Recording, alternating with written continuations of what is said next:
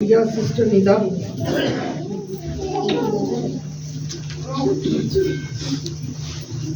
मसीह खुदावंद में आप सबों की सलामती हो। खुदावंद आपको बरकत दे, आपके साथ हो। इससे पहले कि मैं कलाम की मुनादी करूं, मैं सबसे पहले अपने मनजी खुदावंद की जो सारी कायनात का मालिक है, मैं उसकी शुक्रगुजारी करती हूँ कि उसका फजल उसकी बंदी पर हुआ कि आज सुबह वो यहाँ पर आकर उसके अजायबात को बयान कर सके।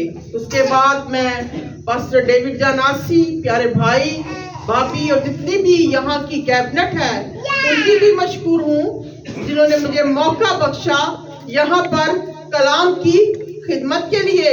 तो जोरदार तालियों से हम सारा जलाल खुदावंद को देंगे। आमीन। मेरे साथ मिलकर निकालिए इस्तिशना 32।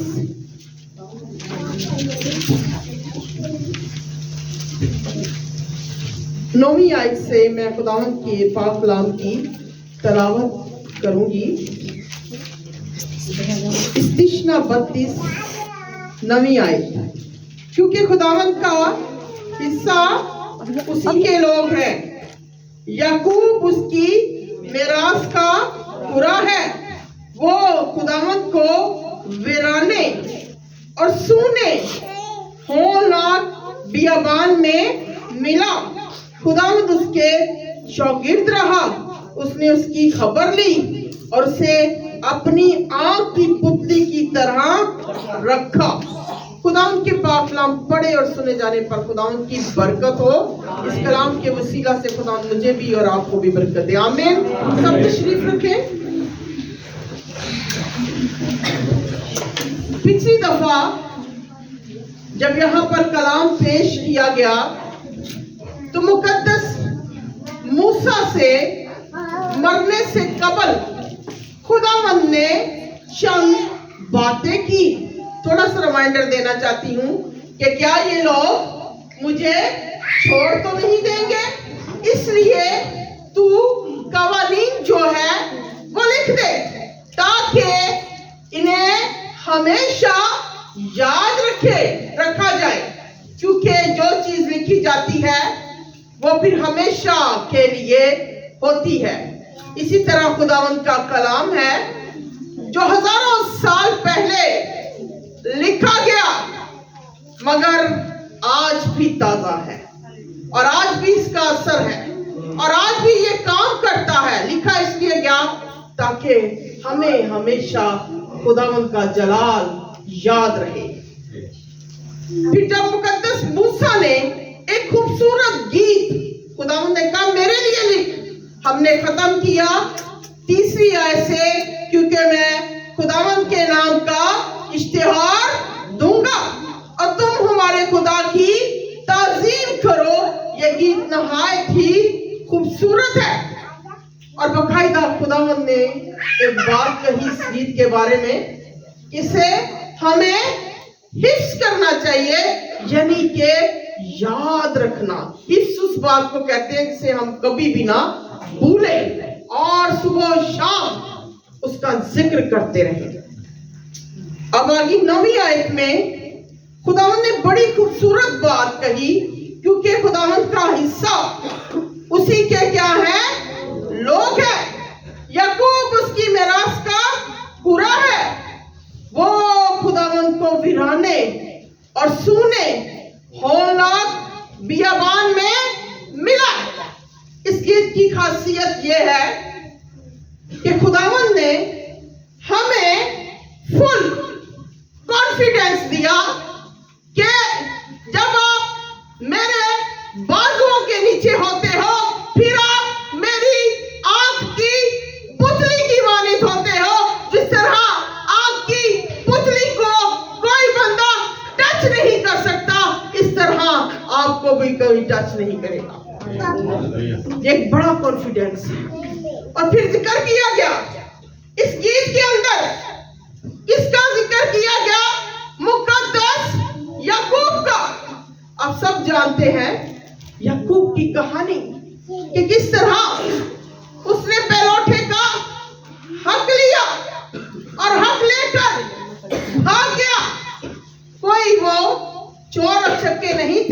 मुकद्दस याकूब, वो खुदा के नबी थे। खुदा की मर्जी थी कि ये हक उनको मिलता, क्योंकि उनके बड़े भाई ने गैर कौमों से रिश्ते जोड़ दिए और गैर कौमों ने उनका जीना हराम कर दिया। और उसकी माँ ने कहा कि तू हमें कहीं तू भी ऐसा ना हो और हम ये बरकत कभी भी दूसरों के हाथों में नहीं जाने देंगे। जब हम गैर चीजों से रिश्ते बांधते हैं तो गम का शिकार होते हैं। इसी तरह ये हक उसको मिला। अगर खुदावंद की मर्जी ना होती तो हक कभी भी नहीं मिल सकता था। खुदावंद की मर्जी थी कि छोटा बरकत पाए और वो बरकत लेकर चला गया, वीरान हो गया, सूना हो गया, माँ की गोद छूट गई, बाप का साया छूट गया, घर चला गया, सब कुछ चला गया और वीराने में जा लेटा। सुबह लिखा है कि वो सफर कर रहे थे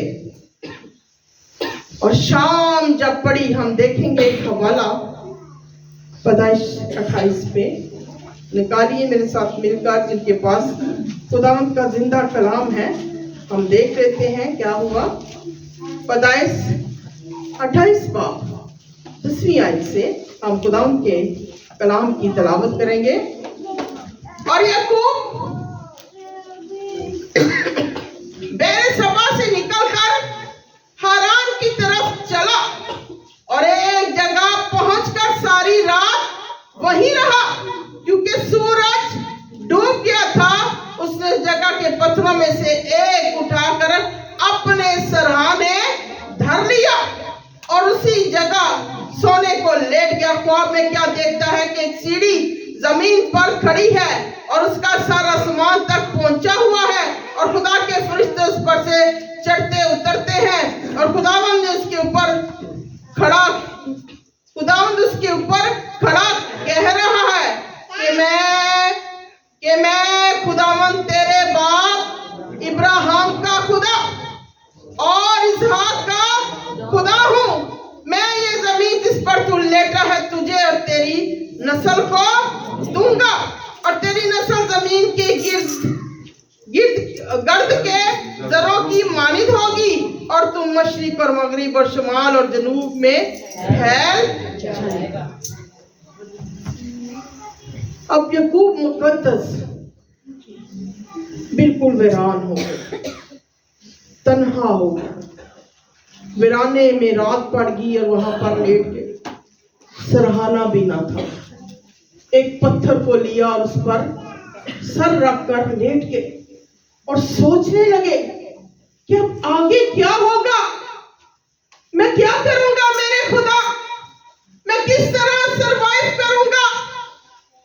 लिखा है उसी रात खुदावन आ गया, सीढ़ी लग गई और फरिश्ते उस पर उतरने और चढ़ने लगे। फरिश्तों के बारे में है कि फरिश्ते जो है वो इंसानों को पैगाम पहुंचाते हैं, यानी कि पैगाम रसानी का काम करते हैं और हर एक शख्स के लिए खुदा ने एक फरिश्ता मुकर्रर किया है। फरिश्ते उतरने और चढ़ने लगे और सीढ़ी पर खुद खुदावन कोई और दा जिक्र की पढ़िया सी कि किसी और कोई कह रहे हैं। खुद खुदावन का मतलब है कि खुदा हमसे बेपनाह मोहब्बत करता है। असि जदों कल्ले होइए साडे भैन भरा सानू छड़ जान, रिश्तेदार छड़ जान, सारा कुछ असी सानू कोई भी ना मिले, मगर तुहाडा ईमान खुदा ते होना चाहिए कि खुदा कभी भी किसी हालत में हमें नहीं छोड़ता। तो हर वक्त हमारे साथ है।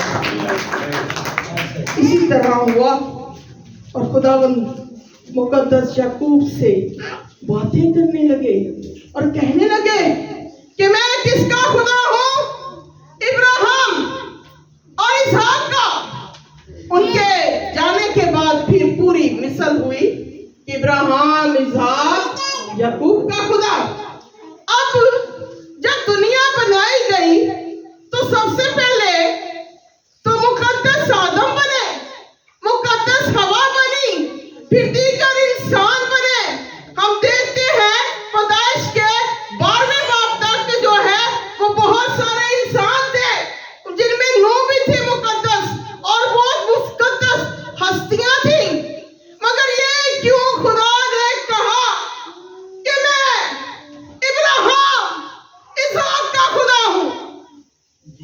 इसलिए कि जो कोई अनदेखे खुदा पर ईमान लेकर आता है, फिर खुदा उसका नाम कभी नहीं भूलता और हमेशा याद रखता है।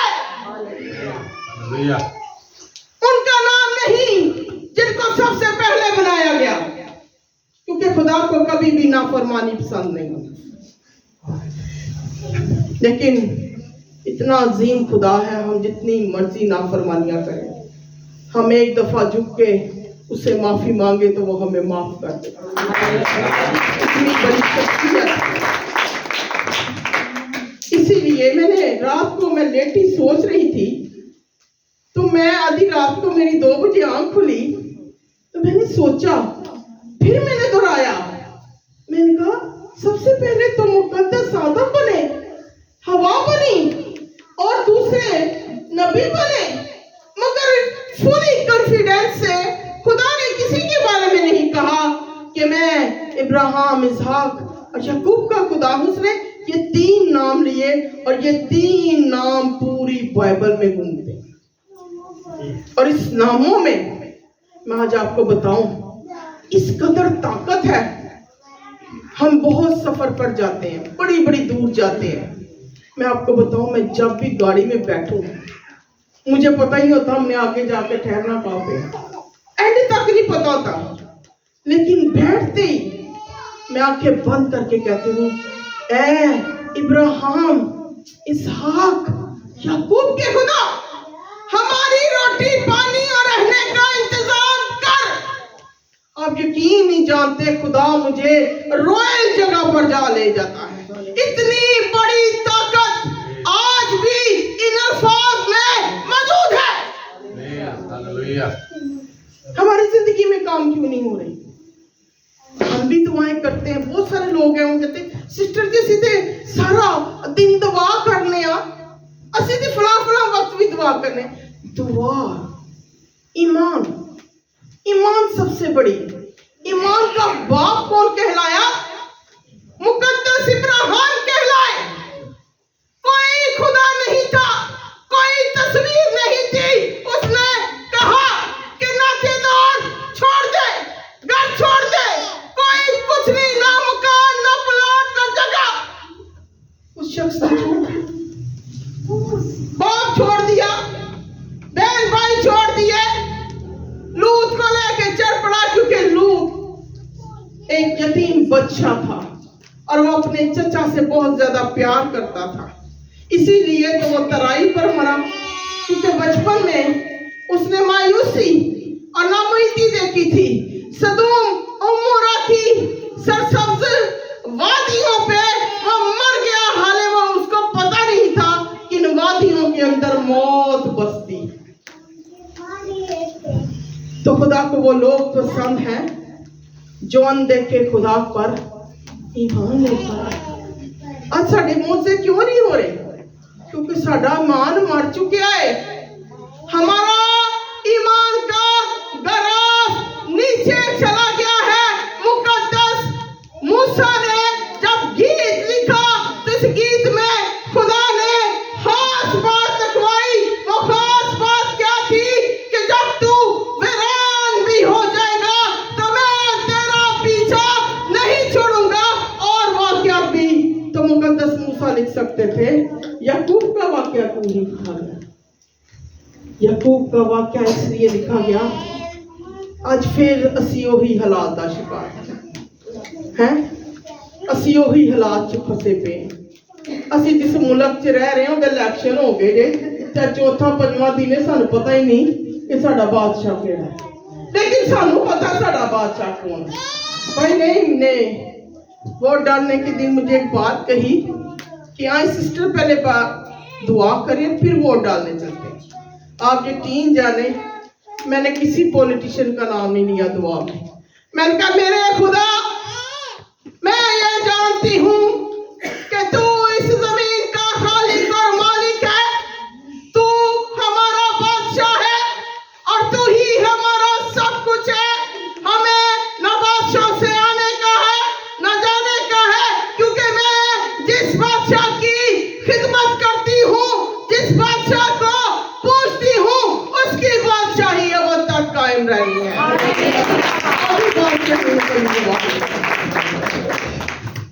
कोई टेंशन नहीं, सानू पता साडा बादशाह कौन है, यीशु मसीह।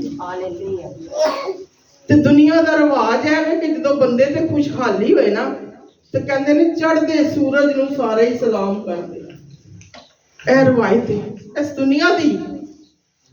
हुण मुकद्दस याकूब ते डुबिया सूरज से, मगर मेरा खुदा ओदे लिए अपना तख्त छड़ के पौड़ी ते आके खलो गया। खलोता कि नहीं खलोता? लिखा है कि सीढ़ी के ऊपर कौन खड़ा कह रहा है? खुदा कह रहा है कि मैं इब्राहिम और इसहाक का क्या हूं? खुदा हूं। तो जो असीं कल्ले होने आ ना, फिर खुदा सानू चारों पासे घेर लैंदा है। बड़ा बड़ा वक्त आंदा इंसान दियां जिंदगियां च तो बिल्कुल कल्ला हो जाता है। बादशाह भी कभी कल्ले हो जाते हैं, बादशाह भी शिकस्त खाते हैं, लेकिन खुदा हमारा इतना बड़ा है कि वो हमें संभाल लेता है। मुकद्दस मूसा को खुदावन ने कहा कि इनको बता याकूब की कहानी इसमें लिख दे, ये हिफ्ज कर ले कि अगर ये अकेले हो जाएंगे, सूने हो जाएंगे, वीरान पड़ जाएंगे, तो भी मैं इन्हें अपने बाजुओं में छिपा लूंगा। बड़ा कॉन्फिडेंस दिया उन्होंने। और एक खूबसूरत बात जो मेरे दिल को टच की वो ये थी कि खुदावन ने इस दिशा में एक बात कही, क्योंकि खुदावन का हिस्सा क्या है? उसी के लोग हैं, तो हम उसका क्या है? हिस्सा है। वो हमें अपना हिस्सा जानता है। इससे बड़ी बात, इससे बड़ी मोहब्बत मेरे आका की, मेरे यहोवा की क्या हो सकती है कि उसने अपनी मोहब्बत में हमें शामिल किया। मोहब्बत की पहल खुदावंद की तरफ से हुई। उसने अपनी मिरास में हमें शामिल किया, हमें अपना फर्जंद बनाया। जब अपनी मोहब्बत का वो यकीन लोगों को ना दिला सका तो उसने क्या किया? अपने बेटे को कुर्बान कर दिया ताकि उसके वसीला से हम नजात पाए। ये उसकी मोहब्बत है हमारे साथ। वो हमसे बेपनाह मोहब्बत रखता है। हमें जरूरत है कि जितनी वो हमसे मोहब्बत रखता है, हम भी उसी से उतना प्यार करें। अब मुकद्दस याकूब ने उनसे क्या कहा, हम एक दुआ देखेंगे कि क्या कहते हैं वो मुकद्दस याकूब उनको।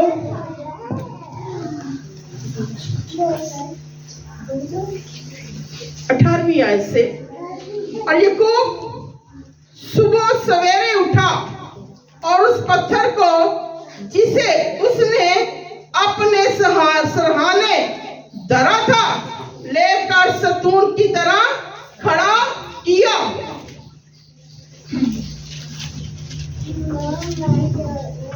और उसके सर पर तेल डाला, यानी कि पत्थर के सर पर तेल डाला, और उस जगह का नाम बैतेल रखा। लेकिन पहले उस बस्ती का नाम लूज था। और याकूब ने मन्नत मानी, गौर ना सुनना, मन्नत की मानी और कहा कि अगर खुदा मेरे साथ रहे और जो सफर मैं कर रहा हूं उसमें मेरी हिफाजत करे, और मुझे खुदा खाने को रोटी और पहनने को कपड़ा देता रहे, और मैं अपने बाप के घर सलामत लौट आऊं, तो खुदावंद मेरा खुदा होगा। और ये पत्थर जो मैंने सतून सा खड़ा किया है, खुदा का क्या होगा? घर होगा। और जो कुछ तूने मुझे दिया, मजे की गल है ये पढ़ने, उसका 10वां हिस्सा जरूर ही तुझे दिया करूंगा। जब खुदा उसे सोने में मिला और खुदा ने उसे तसल्ली दी, तो वही पत्थर उसने वहां पर खड़ा कर दिया और उस जगह को क्या किया, मखसूस कर दिया। किसके लिए? बैतल का मतलब है, बैतियल का मतलब है खुदा का घर, यानी कि खुदा ने वहां पर उससे रूबरू मुलाकात की। उसने वो निशानी लगा दिया और कहा कि अगर तू मुझे रोटी पानी देता रहेगा तो तू क्या होगा, मेरा खुदा होगा, और मैं तुझे क्या दूंगा, की दसा ठीक है। बाइबल मुकद्दस में क्या लिखा है कि मैं तुझे क्या दूंगा, जरा उच्ची बोलो, 10वें हिस्से से ताड़ी आवाज नहीं निकलती। मैं तुझे क्या दूंगा, मैं तुझे क्या दूंगा। कुछ नहीं था उसके पास, मगर ईमान में ठहर कर उसने कहा कि मैं तुझे क्या दूंगा, मुकर्रर कर दिया उसने खुदा का हिस्सा। और आप सब जानते हैं कि किस तरह लाबन के घर में खुदा ने मुकद्दस याकूब को बरकत दी और उसकी बरकत के चर्चे होने लगे और उसकी बरकत के वसीला से लाबन के खानदान ने बरकत पाई। ऐसी बरकत जो आज भी याद की जाती है। सानू जो खुदा मिलता है ना, असि कहने रब्बा तू यह कर दे, तू वो कर दे, तो फिर असी तेनू इंज करांगे। असी शर्तां पहले लाने हैं। भाई कामरान माइकल एक मुझे बड़ी मिसाल सुनाते हैं कि एक शख्स डूब रहा था, तो समुंदर के अंदर चिल्ला रहा था, तो चिल्लाते चिल्लाते कहता है रब्बा मैनू बचा लेगा ना, तो मैं तेरे हजूर देगा चढ़ावा। खुदा बचा लेता है, बचा लेता है तो किनारे पे ले आता है। तो खुदा कहता अब देगे दे, तो कहता केड़ियां देगा, मैनू तो देगा का पता ही नहीं। और फिर छालानी पानी च लै जाती, तो फिर चलान लग पैंदा कि रब्बा मैनू बचा। ते रब ने क्या तू ते देगा मनिया सन। उन्हें कहा रब्बा मैं ते पुछ रहा सा केड़ियां देनियां ने, लूनियां के मिठियां हैं। ते असीं बड़ियां मनता मानने आ, ते मनता मन मन के असीं कहने ऐ कर दे रब्बा ओ कर दे। ते देखी जदों साडी वारी आंदी है ना, उदों साडा दिल जिहड़ा है ना ओ घाऊ माऊ होना शुरू हो जाता है। असीं कहने हैं असीं 10,000 मान लिया, हाली ते फीसां जानियां ने, हाली क्या होना है, अभी तो ये होना है, अभी तो वो होना है। और हम क्या करते हैं, अपने ही चक्रों में फंसे रहते हैं और अपने ही चक्रों में फंस कर क्या करते हैं, अपनी बरकत को खो देते हैं। मुकद्दस याकूब ने उस पत्थर को निशानी की तरह लिया और वहां पर तेल गिराया। तेल गिराने का मतलब है यानी मखसूस कर दिया उन्होंने खुदा के लिए, और फिर कहा कि मैं 10वां हिस्सा खुदावन तुझे दूंगा। और जो 10वां हिस्सा देते हैं ना, वो फिर कभी भी कर्जदार नहीं होते, बल्कि कर्ज देते हैं, देते हैं।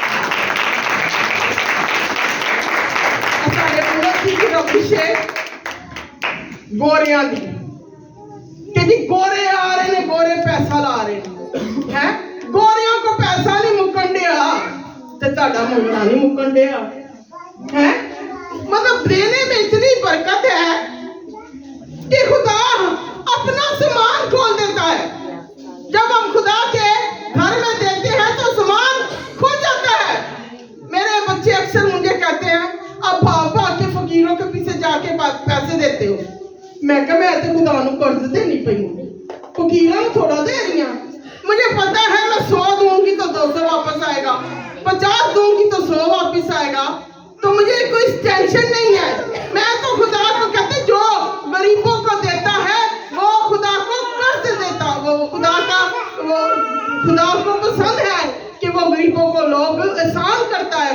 और जो गरीबों को देता है, मोहताजों को देता है। तो हमें खुदा के घर में दिल खोल कर देना चाहिए। हम 35 आएंगे पैदाइश पर और देखेंगे कि जिस जमीन का नाम उसने बैतल रखा, बाद में क्या किया, कितने पूछते नहीं गया साढ़े बगल। इस्तिशना और सॉरी पैदाइश 35। और खुदा ने याकूब से कहा कि उठ बैतल को जा और वहीं रह, और वहां खुदा के लिए जो तुझे उस वक्त दिखाई दिया जब तूने अपने भाई सौ के पास से भागा जा रहा था, एक क्या करे, मज़बा बना।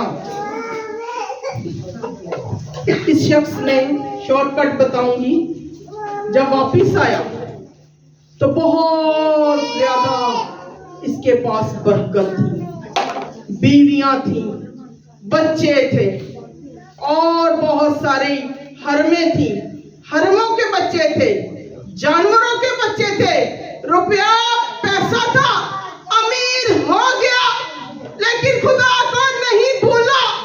खुदा ने कहा वापस बैतल को जा ए याकूब और मेरे लिए मज़बा बना। अब मज़बे ते जिथे गल आंदी ना उत्थे ना बस साडी मां ही मर जाती है। खुदा कहता कि मैनू अपने घर बाड़ो, ससी मुड़न नहीं देंगे। आप जानते हैं कि गैर कौमों में क्या होता है? हमारे पड़ोसी मुल्क में मैं नाम नहीं लूंगी, उन्होंने अपने घर में एक हिस्सा अपने खुदा को दिया होता है। एनजी ने ब्रदर देंदे ने कि नहीं देंदे? ते ना कोई उत्थे जुत्ती लेके जांदा जे, ते ना उत्थे कोई उनमें की का रिकॉर्ड हो रहा है कि मतलब ऐसे खुदा के लिए जो बुतों की शक्ल में है, जो ना बोलता है, ना उठता है, ना जवाब देता है, उसकी इतनी तकरीम उनके घरों के अंदर, मगर हम अपने जिंदा खुदा की कभी इतनी इज्जत नहीं करते।